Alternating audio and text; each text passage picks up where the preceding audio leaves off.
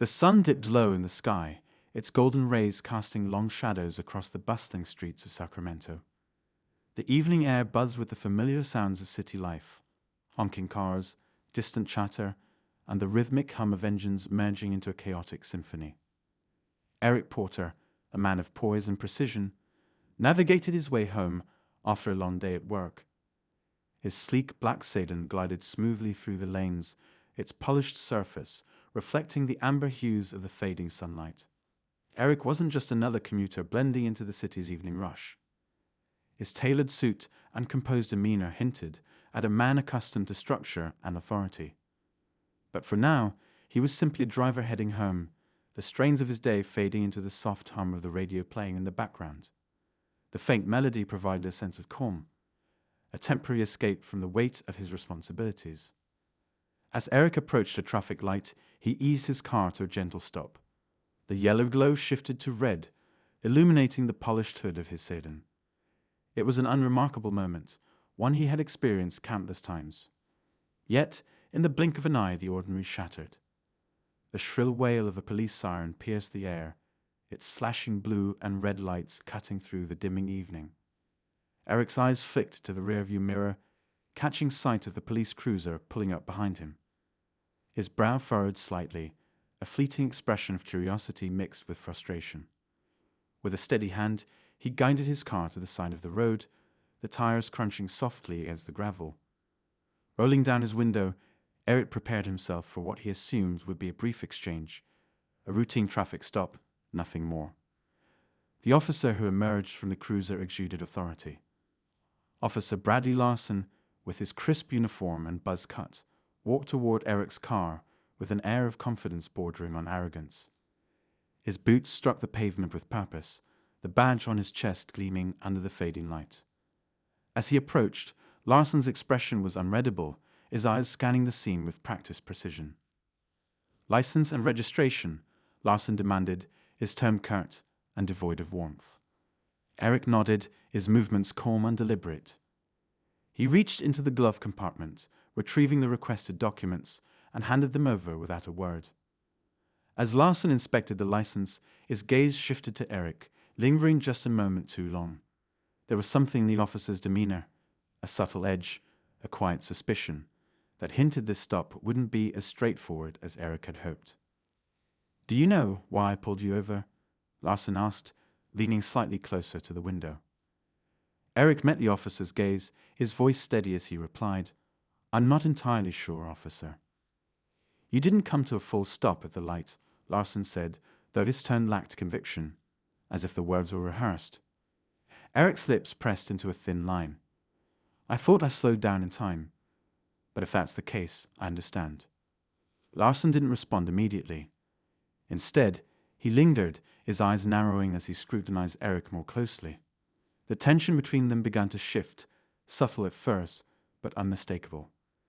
This wasn't just about a traffic violation anymore. Larson's posture stiffened, his hand brushing against his belt as if preparing for something more. "You're not from around here, are you?" Larson asked, his voice tinged with an unspoken accusation. Eric's calm demeanor didn't waver. "I moved here a few months ago. My address is on the license." But Larson wasn't satisfied. His questions grew sharper, more probing, his suspicion mounting with each passing second.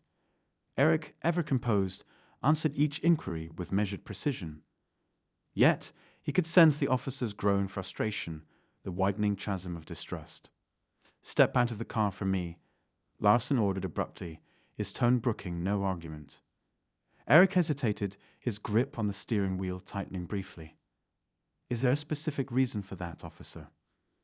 Larson's lips twitched into a faint smirk. "I asked you to step out of the car. Don't make this harder than it has to be." A flicker of unease passed through Eric, but he didn't let it show.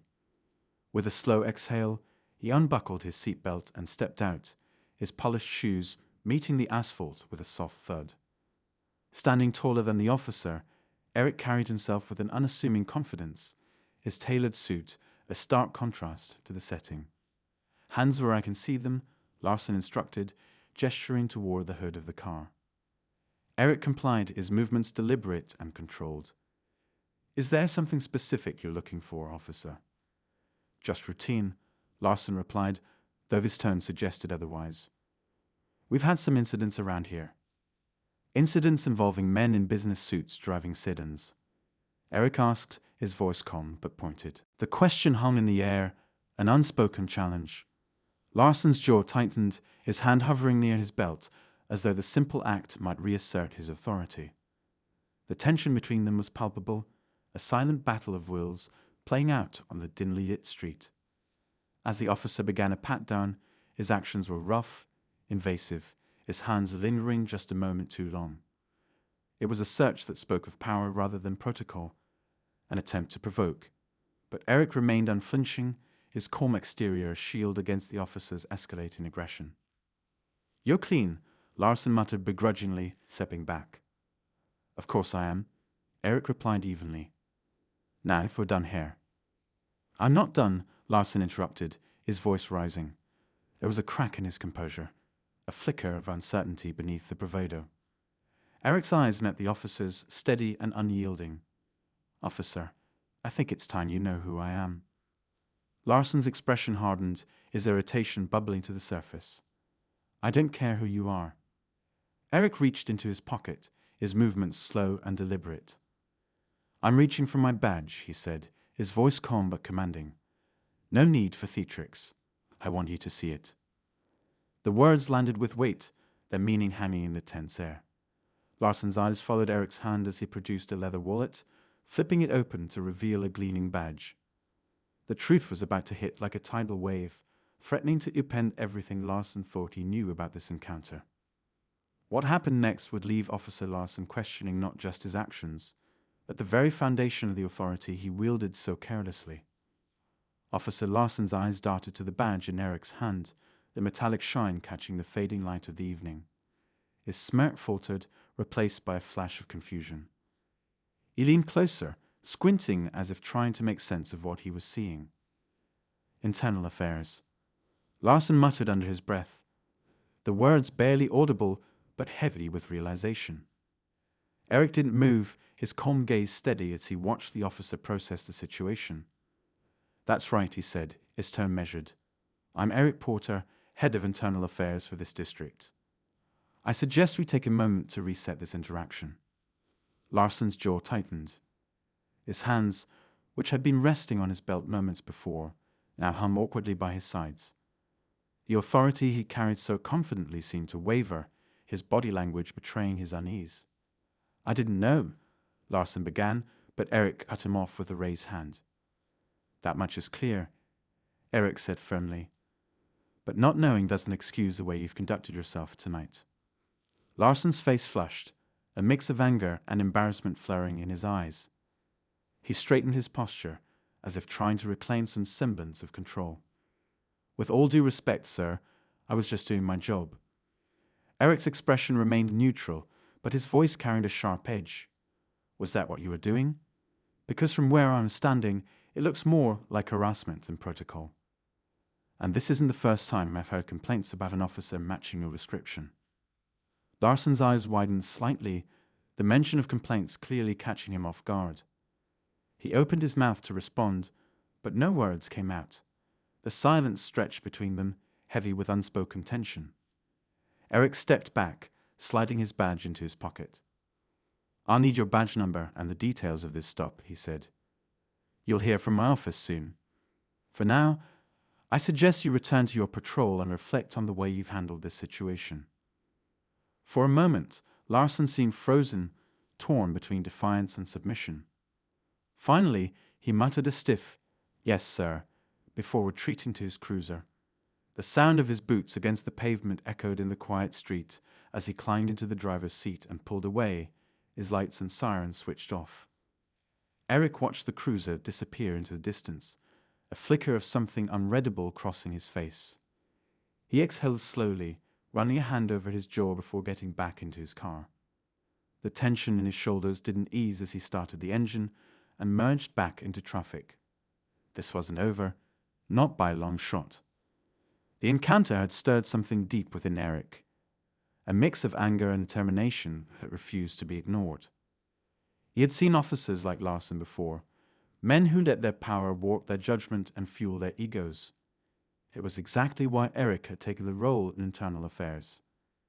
He believed in accountability, in holding those in authority to the same standards they imposed on others. As the city lights blurred past, Eric's mind drifted back to the path that had brought him here. He hadn't always been a man in a suit with a badge of his own. Growing up on the south side of Chicago, he had seen firsthand how authority could be wielded unfairly, how men like Larson could make life harder for those already struggling. His father, a truck driver with a quiet strength, had taught him the value of integrity. Always stand for what's right, even when it's not easy, his father had said. Those words had shaped Eric's life, pushing him to pursue a career where he could make a real difference. But the journey hadn't been without its challenges. He remembered the long hours at the academy, the late nights studying law and policy while working 2 jobs to support himself. He remembered the skepticism from his peers, the way some of them had questioned whether he had what it took to succeed in a system designed to test even the strongest resolve. But Eric had pushed through, driven by a determination to prove them wrong, and to prove to himself that change was possible from the inside. Now, as the head of internal affairs, Eric was no stranger to conflict. He had seen corruption up close, had confronted officers who had lost sight of their duty, and had faced backlash for doing what he believed was right. But tonight's encounter with Larson felt personal in a way he couldn't quite shake. It wasn't just about the badge or the stop. It was about the lingering divide, the unspoken biases that still ran deep within the system. By the time Eric pulled into his driveway, the sun had fully set, and the quiet hum of the neighborhood greeted him. He sat in his car for a moment, the events of the evening playing on a loop in his mind. He knew he couldn't let this go. Larson's behavior needed to be addressed, not just for Eric's sake, but for everyone who might find themselves on the wrong side of a similar encounter. Inside his home, Eric set down his keys and loosened his tie, the familiar comfort of his surroundings doing little to ease his restless mind. He poured himself a glass of water and settled into his office, the faint glow of his laptop illuminating the room. With a few quick keystrokes, he accessed the database, pulling up Larson's record. As the files loaded, Eric's eyes scanned the screen, his brow furrowing at what he saw. There were red flags, complaints from civilians, reports of excessive force, and a pattern of behavior that suggested Larson had been walking a fine line for years. Yet, despite the warnings, he had remained on the force, his actions either overlooked or excused. Eric's jaw tightened. This wasn't just a one-time issue, it was part of a larger problem. He made a note to dig deeper, to follow up with the officers who had signed off on Larson's reports, and investigate why the complaints hadn't been taken more seriously. The hours slipped away as Eric worked, the quiet of the night broken only by the soft click of his keyboard. The weight of responsibility pressed heavily on his shoulders, but he welcomed it. This was why he had chosen this path, to shine a light where others preferred to look away, to hold the system accountable for its actions. As the clock struck midnight, Eric leaned back in his chair, his eyes heavy with exhaustion, but his resolve stronger than ever. He knew this wouldn't be an easy fight. Larson wasn't the first officer to push the boundaries, and he wouldn't be the last. But Eric was determined to make sure that, at least in this case, justice would prevail. The next morning, Eric walked into his office with a renewed sense of purpose. The buzz of activity greeted him as he passed his team, their heads bent over case files and computer screens. He didn't need to say anything. They could see the determination in his eyes. Eric had a plan, a way to not only hold Larson accountable, but to address the deeper issues within the department. But for now, he kept those plans close to his chest, knowing that the road ahead would be filled with challenges. What he didn't know was that Larson wasn't going to take this lying down. Somewhere across town, the officer was already plotting his next move, determined to protect his reputation at all costs. As the 2 men moved closer to their inevitable confrontation, the stakes would only continue to rise.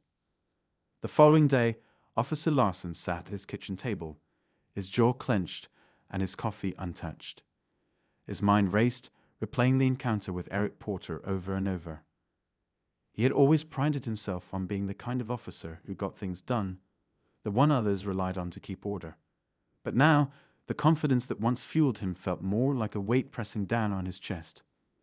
Internal affairs was breathing down his neck, and the man leading the charge wasn't just any bureaucrat. Eric Porter had a reputation, a relentless enforcer who didn't back down. Larson grabbed his phone and dialed a number he hadn't used in months. After a few rings, a gruff voice answered. "Larson, what's this about?" "I need to talk, Henry," Larson said, his voice low. "It's about Porter. The guy's making moves, and it's not looking good for me." Henry, a retired sergeant who had once been Larson's mentor, sighed heavily on the other end. "Porter's no joke. I've heard about him. If he's after you, you'd better have your ducks in a row." "That's the problem," Larson admitted.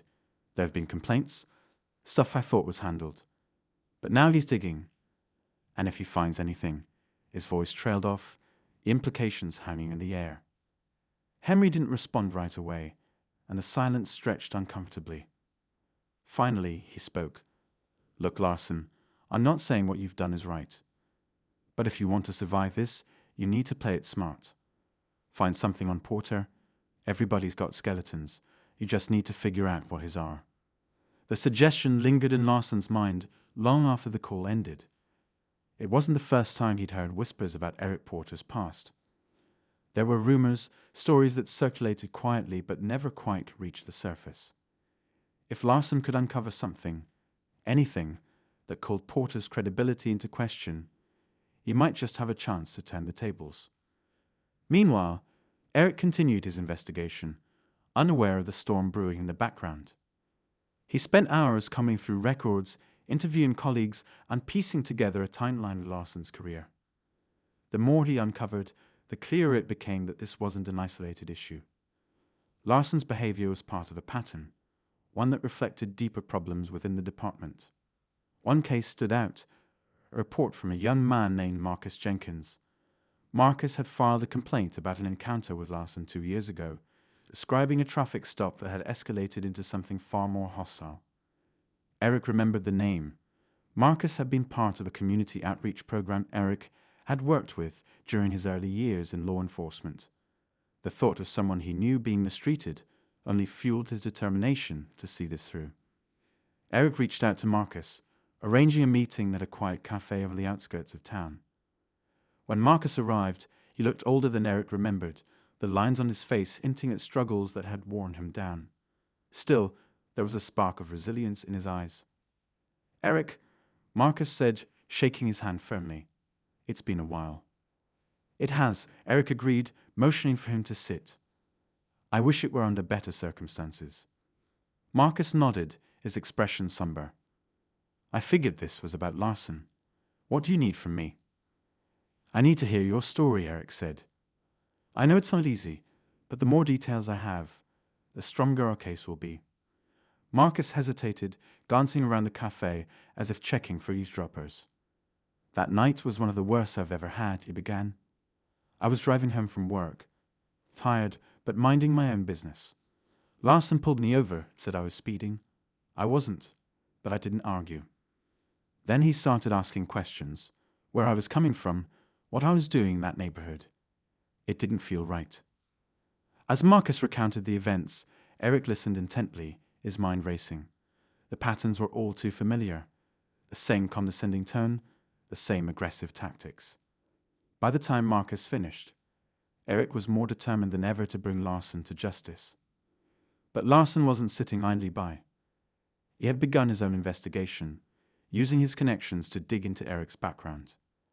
It didn't take long for him to stumble upon something. A sealed file from years ago, marked confidential.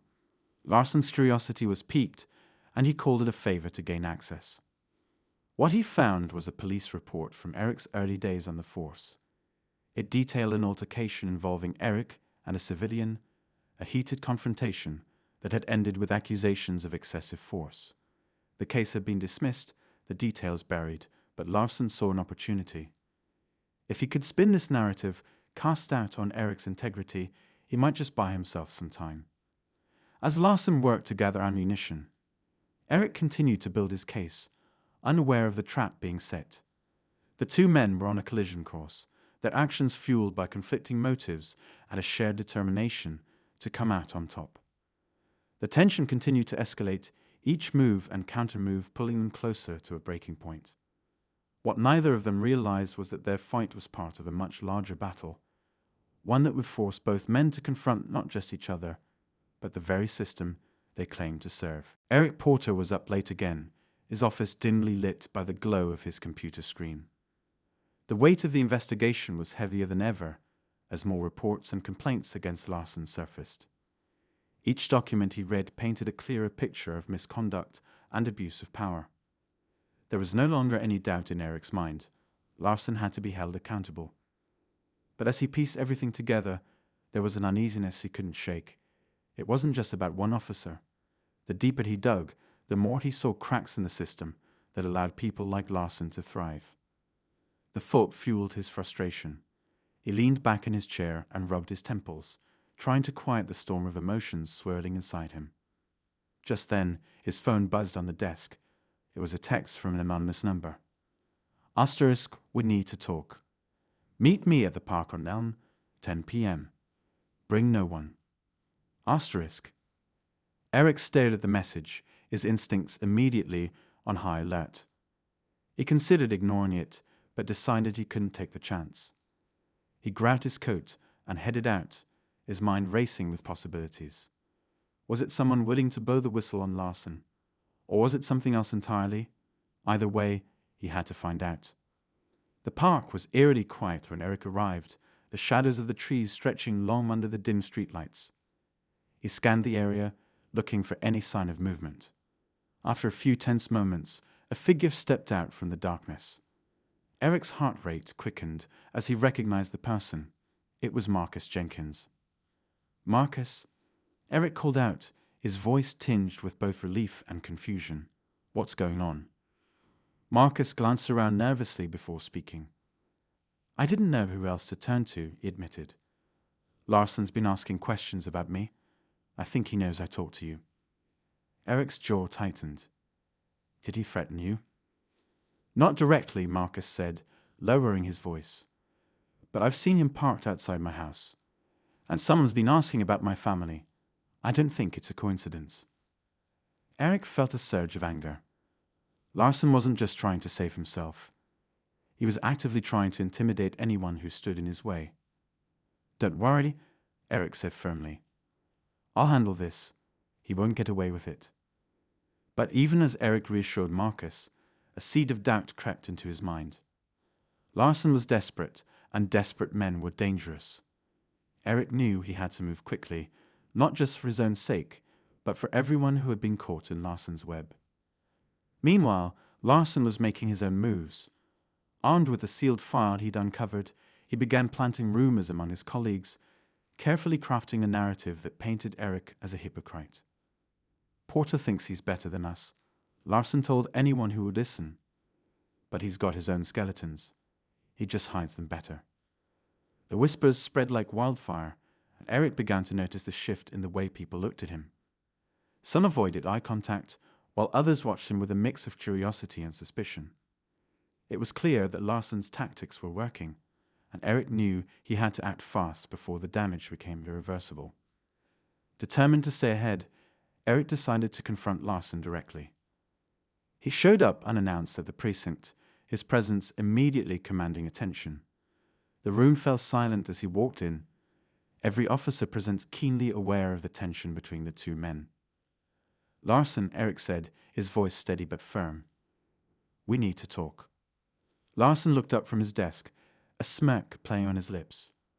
Porter, he said, leaning back in his chair. To what do I owe the pleasure? Eric didn't respond to the sarcasm. Instead, he stepped closer, lowering his voice so only Larson could hear. I know what you're doing. You think you can intimidate witnesses and spread lies about me to save yourself. But it won't work. Larson's smirk faded, replaced by a cold, calculating stare. You don't know what we're getting into, Porter. You think you're untouchable, but you're not. The exchange was brief, but it left a lasting impression on everyone who witnessed it. The tension between the two men was palpable, and it was clear that the battle was far from over. As Eric left the precinct, he couldn't shake the feeling that things were about to escalate. Later that night, Eric's phone rang. The number was blocked. He hesitated for a moment before answering. "Hello?" "Porter," a voice said, low and urgent. "You're in over your head. Larson's not working alone." The call ended abruptly, leaving Eric with more questions than answers. He stared at his phone, his mind racing. If Larson wasn't acting alone, who else was involved? And how deep did this conspiracy go? As the pieces of the puzzle began to fall into place, Eric realized that he was facing something far bigger than he'd anticipated. The investigation was no longer just about Larson. It was about exposing a system that had allowed corruption to take root. And while the stakes had never been higher, Eric knew he couldn't back down now. The tension continued to build, every move and counter-move bringing Eric and Larson closer to a final confrontation. Both men were determined to win. But as the walls closed in, it became clear that only one of them would emerge unscathed. As Eric stood in his living room, the echo of the mysterious phone call lingering in his ears, his thoughts churned with unease. The notion that Larson wasn't acting alone opened up an entirely new realm of possibilities, none of them comforting. He replayed the voice in his mind, trying to place it, but it was distorted, purposefully masked. Whoever had called him wasn't just trying to warn him. They were challenging him to dig deeper. And Eric knew that digging deeper meant putting himself further at risk. The next morning, Eric arrived at his office, determined to uncover the truth. He logged into the Internal Affairs database and began cross-referencing Larson's case with other ongoing investigations. At first, nothing stood out, but then a pattern emerged. Complaints from officers who had been silenced or reassigned after raising concerns about misconduct. The names of their superiors appeared repeatedly, like a thread woven through a much larger tapestry. And at the center of it all was someone Eric hadn't expected: Captain McAllister. Eric leaned back in his chair, stunned. Captain McAllister was a respected figure, a leader who had built his career on the image of integrity and fairness. If he was involved, it meant the corruption ran deeper than Eric had imagined. But the evidence was circumstantial at best. Enough to raise suspicion, but not enough to act on. He needed proof, and he needed it quickly. As Eric weighed his next steps, his phone buzzed with a text message. This time, it wasn't anonymous. It was Marcus. "Meet me at the old warehouse on 5th, 9 p.m. I found something." Eric's gut told him the situation was dangerous, but he couldn't ignore Marcus's message. If Marcus had information that could blow the case wide open, Eric had to hear it. He spent the rest of the day preparing, making copies of key documents and securing them in a safe place. If anything happened to him, the investigation wouldn't die with him. When night fell, Eric drove to the warehouse, the streets eerily quiet under the dim glow of streetlights. The building loomed in the distance, its windows broken and walls covered in graffiti. As he stepped inside, the air was heavy with the smell of rust and dampness. He called out for Marcus, his voice echoing through the empty space.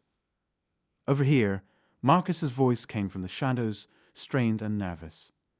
Eric approached cautiously, his eyes scanning for any signs of trouble. Marcus stood near a stack of old crates, clutching a manila envelope. His hands trembled as he handed it over to Eric. "These are documents I found in Larson's office," Marcus explained, his voice barely above a whisper. "They're linked to payments made to officers who covered up misconduct. But there's more. I think Larson's being protected." Eric opened the envelope, his heart pounding as he flipped through the papers. The documents detailed a network of bribes and falsified reports, all leading back to high-ranking officials within the department. It was explosive evidence, but it also made Marcus a target. "Why didn't you bring this to me sooner?" Eric asked, his voice edged with frustration and concern. "I was scared," Marcus admitted. "But when I saw how far this goes, I knew I couldn't stay silent." Before Eric could respond, the sound of a car screeching to a halt outside shattered the tense silence.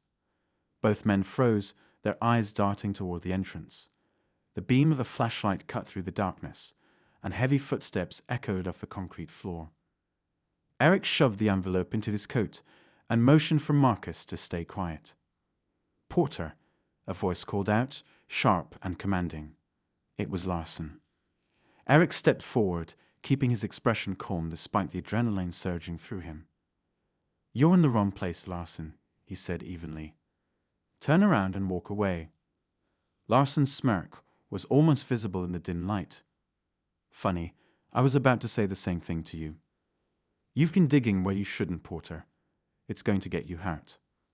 As Larson's words hum in the air, more footsteps echoed behind him. Eric's stomach dropped as two more officers stepped into view, their faces cold and unyielding. They weren't just any officers. They were part of McAllister's inner circle. It was clear now that this wasn't just about Larson. It was about protecting a system that thrived on fear and silence. "You're making a mistake," Eric said, his voice steady but firm. "This isn't just about me. If you do this, you're burying yourselves too." Larson's smirk faltered for a brief moment before he signaled to his men. "Get him." But before they could move, a blinding light flooded the warehouse, followed by the sound of multiple car doors slamming. "Freeze." A voice boomed, authoritative and unmistakable. It was the FBI. The sudden arrival threw Larson and his men into chaos. Agents stormed the warehouse, their weapons drawn, shouting orders. Eric felt a wave of relief, but it was quickly replaced by a new wave of questions. Who had called the FBI? And why now? As the agents took Larson and his men into custody, one of them approached Eric. "Mr. Porter," she said, her tone professional, but not unfriendly. "We've been monitoring this case for months. Your investigation gave us what we needed to move in." Eric nodded, his mind still racing. What happens now? The agent hesitated for a moment. "Now we clean house. But be careful, this isn't over yet." Eric glanced at Marcus, who looked both relieved and terrified. The documents in Eric's coat were now more valuable than ever, but they also made him a target.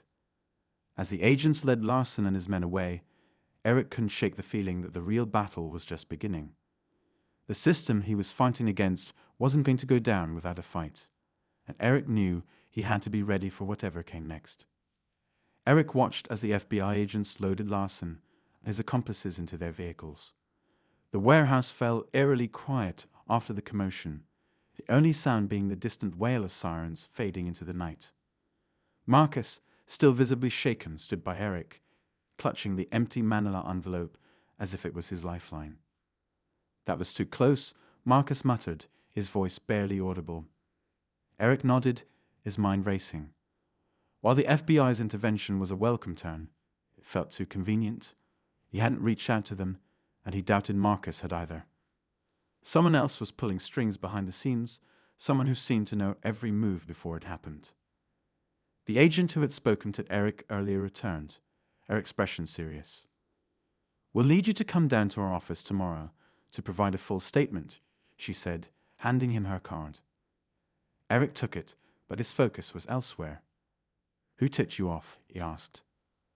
The agent hesitated for a moment before replying. "We received an anonymous call. They knew enough details to warrant immediate action." Anonymous, again. Eric's instincts told him this wasn't over, not by a long shot. He nodded, pocketing the card, and turned to Marcus. "We need to get out of here. Now." As they stepped out into the cold night air, Eric couldn't shake the feeling that they were being watched. He scanned the street, his eyes darting between the shadows cast by the streetlights. Nothing seemed out of place, but the unease in his gut didn't subside. They got into Eric's car, and he drove Marcus to a safe house he had arranged earlier, a modest apartment on the outskirts of the city, off the grid and untraceable. "You'll be safe here," Eric assured Marcus as they stepped inside. Marcus nodded, but his eyes betrayed his fear. "Do you think this is over?" Eric shook his head. "Not even close. But we have the evidence now, and the FBI is involved. That's a start." After leaving Marcus at the safe house, Eric drove home, his thoughts a whirlwind of questions and theories. He had barely walked through his front door when his phone buzzed with a text. This time, it wasn't anonymous. It was from Captain McAllister. "Meet me at the precinct. Now, we need to talk." Eric's jaw tightened as he read the message. McAllister hadn't been at the warehouse, and his sudden urgency felt calculated. Eric knew walking into the precinct could be a trap, but avoiding it would raise suspicion. He had to play it smart. When Eric arrived at the precinct, the atmosphere was unusually tense. Officers moved about with hurried purpose, their faces grim. McAllister was waiting for him in his office, his expression unreadable. "Close the door," McAllister said, gesturing for Eric to sit. Eric remained standing. "What's this about?" McAllister leaned back in his chair, folding his hands on the desk. "I heard about what happened tonight. Larson and his men being taken down by the FBI. Interesting timing, don't you think?" Eric's eyes narrowed. "You're not here to congratulate me, are you?" McAllister smirked, but there was no warmth in it. "No, Porter. I'm here to warn you. You've stirred up a hornet's nest. Do you have any idea how deep this goes?" Eric's silence spoke volumes. He wasn't going to tip his hand, especially not to McAllister, whose name was all over the documents Marcus had uncovered. "You think you're the hero in this story," McAllister continued, his tone turning colder. "But you're out of your depth. The people you're up against don't just control this precinct. They control everything. The FBI showing up tonight, that wasn't luck. It was strategy. Someone higher up is protecting their own interests." Eric's pulse quickened. McAllister wasn't just issuing a warning. He was hinting at a much larger conspiracy. "Why are you telling me this?" Eric asked, his voice steady but laced with suspicion. McAllister leaned forward, his eyes locking onto Eric's. "Because you have a choice. Walk away now, and this all goes away. Stay, and you'll end up just like Larson, or worse." Eric's jaw tightened, but he refused to be intimidated. "Is that a threat?" McAllister's smirk returned, more menacing than before. "It's reality." Eric left the office without another word, his mind racing. McAllister's words confirmed what he had suspected all along. The corruption wasn't confined to a few rogue officers. It was systemic, reaching into places he hadn't even considered. But Eric also knew something McAllister didn't. The evidence he and Marcus had uncovered was already in the hands of trusted allies, ready to be exposed if anything happened to them. As Eric stepped out into the cold night air, his phone buzzed again.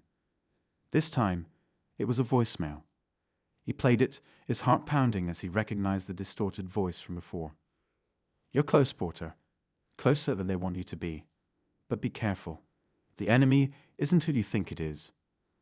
The message ended, leaving Eric with more questions than answers. Who was this mysterious caller? And what did they mean by the enemy isn't who you think it is? Eric's thoughts were interrupted by the roar of an engine. A black SUV sped down the street, its headlights cutting through the darkness. Before Eric could react, the vehicle swerved toward him. He dove out of the way, landing hard on the pavement as the SUV screeched to a halt. The driver's door opened, and a figure stepped out, silhouetted against the streetlights. "Porter," the figure said, their voice calm and commanding. "It's time we talked." As the figure stepped into the light, Eric's breath caught in his throat. It wasn't an enemy. It was someone he had trusted all along. Someone he never thought would betray him. The battle was far from over, but now Eric knew the stakes, and the players had changed. The fight for justice had just entered its most dangerous phase.